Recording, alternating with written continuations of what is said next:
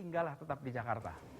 Gubernur DKI Jakarta Anies Baswedan belum mengumumkan keputusan apakah akan memperpanjang PSBB ke tahap 4 atau mengakhiri PSBB tahap 3 untuk menekan kasus penyebaran COVID-19 di Jakarta. Pemprov DKI kemungkinan besar akan mengumumkan hal ini pada Kamis 4 Juni 2020 selepas melakukan evaluasi menyeluruh terhadap pelaksanaan PSBB tahap 3. Gubernur Anies Baswedan rencananya akan sekaligus mengumumkan protokol kesehatan baru untuk berbagai sektor aktivitas masyarakat sebagai transisi menuju protokol new normal. Selain opsi memperpanjang atau mengakhiri PSBB tahap 3, Pemprov DKI Jakarta juga akan melakukan pembatasan sosial berskala lokal atau PSBL terhadap sedikitnya 62 rukun warga di Jakarta. PSBL dilakukan untuk mengejar efektivitas PSBB di 62 RW yang berstatus merah karena penyebaran virus corona. Pemprov DKI akan memperketat pembatasan gerak masyarakat di 62 RW tersebut, salah satunya pemakaian surat bagi warga yang hendak keluar masuk. Meski demikian, Kepala Departemen Epidemiologi Fakultas Kesehatan Masyarakat Universitas Indonesia, Tri Yunis Miko Wahyono meminta Pemprov DKI Jakarta berhati-hati terhadap keputusan yang akan diambil karena pada dasarnya Jakarta belum aman untuk memulai pelonggaran. Tri Yunis menyebut penambahan kasus baru sampai dengan akhir Mei di Jakarta masih terbilang belum terkontrol. Tim Liputan Berita 1 Jakarta. Pemirsa, menanti akhir PSBB Jakarta, itulah topik Morning Talk kita pagi ini, dan untuk membahasnya kita telah terhubung melalui sambungan Skype dengan Kepala Departemen Epidemiologi Fakultas Kesehatan Masyarakat atau FKM Universitas Indonesia, Tri Yunis Miko Wahyono. Dan seperti biasa, Anda pemirsa di rumah juga dapat berpartisipasi bersama kami melalui nomor telepon yang tertera di layar televisi Anda. Selamat pagi, Pak Tri. Selamat pagi, Pak Kali. Ya. Baik, Pak Tri, langsung saja bagaimana dari rekan-rekan epidemiologi UI melihat PSBB yang telah dilakukan hingga fase 3 yang harusnya berakhir hari ini? Seperti apa evaluasinya sampai dengan saat ini? PSBB di DKI Jakarta sudah dievaluasi oleh rekan dari UI, begitu. Sementara yang stay di rumah hanya 60%, kalau mau efeknya maksimal itu harusnya di atas 80%. Gitu. Berapa persen? Efeknya, tapi tidak maksimal. Gitu. Jadi kurang membawa penurunan dari kasus COVID-19. Ada efek penurunannya, tapi tidak maksimal. Gitu. Kira-kira. Apa efek domino yang terasa dari PSBB yang sudah dijalankan selama 3 fase ini, Pak? Ya, jadi kalau kita bandingkan dengan Jawa Timur atau Surabaya, mallnya masih buka, kemudian Jakarta mall sudah tutup.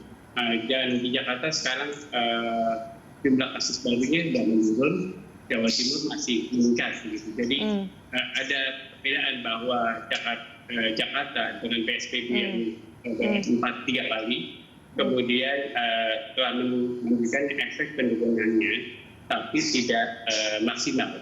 Pak Tri, koreksi jika saya salah, kalau kita membandingkan PSBB atau pembatasan sosial berskala besar antara Jawa Timur, kalau misalnya provinsi dengan DKI Jakarta, itu sepertinya tidak apple to apple, karena kita Jakarta dulu yang menjadi zona merah begitu. Bagaimana dengan perbandingannya misalnya di Provinsi Jawa Barat saja, kalau kita mau membandingkan apple to apple-nya?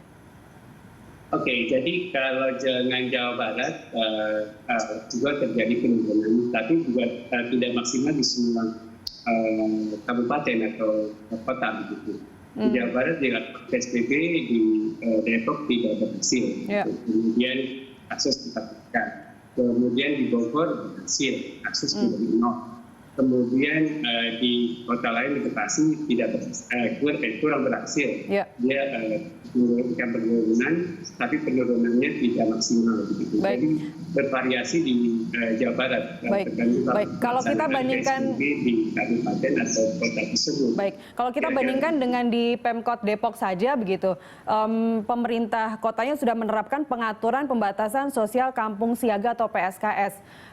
Itu berlaku juga untuk karena hari ini juga di PSBB Depok berakhir sama seperti Jakarta. Kalau evaluasi Anda demikian terhadap PSBB keberhasilan PSBB Jakarta, apa rekomendasi untuk Jakarta? Saya sarankan untuk Depok, kebetulan juga saya sebagai ahli staf ahli dari Depok, kemudian menyarankan ke lokal, gitu. Jadi kampung siaga atau RW siaga. Jadi lokal yang RW yang kasusnya banyak, begitu fokus pada yang kasusnya RW yang kasusnya banyak, begitu. Jadi di semua RW yang kasusnya banyak dilakukan lockdown.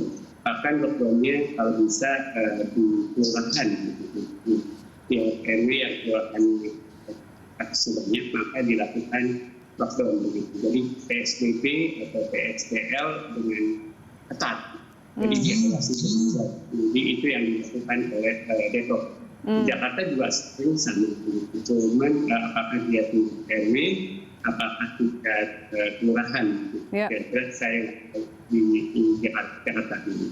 Ya, setidaknya ada 62 RW zona merah yang disiapkan diperhatikan khusus terkait dengan PSKL itu yang disampaikan oleh Wakil Gubernur DKI Jakarta. Kemarin juga Pak Tri, Sekretaris Komisi D DPRD DKI juga mengatakan bahwa perbedaan yang paling mengemuka dari PSBB dan PSBL ini adalah kemudian adanya perekonomian yang mulai dibuka secara bertahap. Apakah memang ini yang mendasari dari PSBB kemudian menjadi PSBL untuk Jakarta?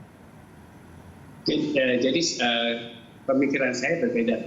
Jadi pemikiran saya adalah kalau penyakit penularan lewat droplet atau orang-orang atau droplet infeksi, maka kita harus fokus pada kluster. Jadi pada kluster dari RW atau di kelurahan yang banyak kasusnya, maka kluster itu harus dibiarkan di basmi.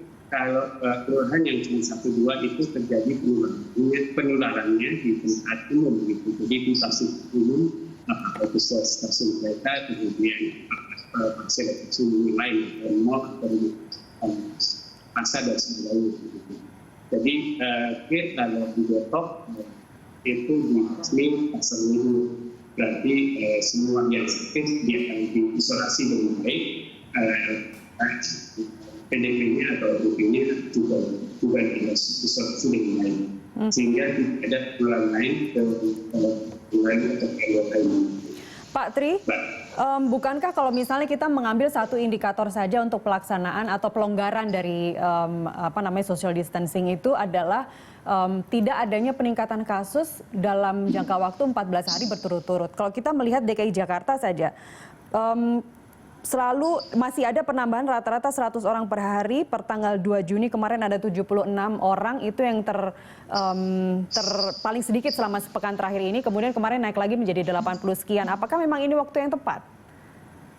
Ya, jadi harusnya kira-kira kebanyakan ini.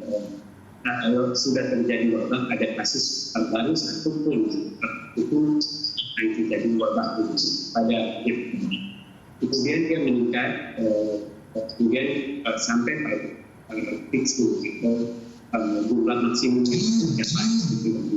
tersebut. Kemudian turun, kemudian ini penurunannya ini yang harus disamakan persepsinya. Kalau DKI Jakarta penurunannya itu melihat R0, FI, atau Basic Reproduction Rate, jadi atau reproduction bertanis. Jadi itu tidak tepat kalau kita melihat R0 atau FI yang harusnya kita melihat penurunannya, kemudian dia turun sampai minggu dan dia stabil. Stabil itu dalam 1-2 minggu dia stabil, 1 atau 2 di kabupaten atau 3, 4 provinsi mungkin 1-10 di atas 1. Yang diharapkan adalah saya nggak tahu satunya berapa gitu. Baik. Nah, dan saat itu ada stabil itu dicatatkan wabah terkendali, wabah terkontrol. Jadi kalau wabah terkontrol itu kita bisa lihat daerah atau kabupaten itu provinsi tersebut. Baik, warga Jakarta dan juga pelaku industri, pelaku ekonomi diharapkan tingkat awareness-nya semakin tinggi terhadap apa yang akan terjadi di depan menjelang new normal ini. Pak Tri, kita lanjutkan dialog kita masih punya satu segmen lagi. Pemirsa, saat lagi tetap bersama kami.